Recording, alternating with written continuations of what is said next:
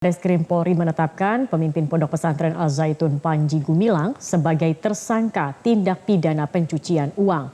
Panji Gumilang terancam hukuman paling lama 20 tahun penjara. Bareskrim Polri telah selesai melakukan gelar perkara dugaan tindak pidana pencucian uang Pondok Pesantren Al Zaitun pimpinan Panji Gumilang. Direktur Tindak Pidana Ekonomi Khusus Bareskrim Polri, Brigjen Polisi Wisnu Hermawan dalam jumpa pers mengatakan penyidik menemukan 3 unsur pidana yang dilanggar Panji Gumilang, yakni tindak pidana penggelapan, tindak pidana yayasan, dan tindak pidana pencucian uang atau TPPU. Panji diketahui menggunakan dana pinjaman Yayasan Pesantren Indonesia atau YPI sebesar 73 miliar rupiah untuk keperluan pribadi. Panji Gumilang terancam hukuman paling lama 20 tahun penjara.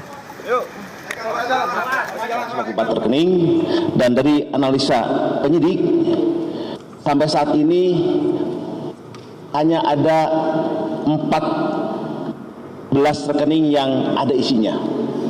Berjumlah kurang lebih 200 miliaran. Dari analisa tersebut, penyidik mempunyai bukti bahwa APG di tahun 2019 telah menerima pinjaman dari Bank Trust sejumlah 73 miliar.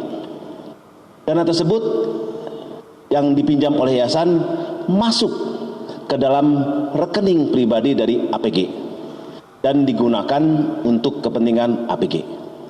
Kemudian cicilannya diambil dari rekening yayasan sehingga terbukti bahwa ada tindak pidana asal, yaitu tindak pidana yayasan dan tindak pidana penggelapan.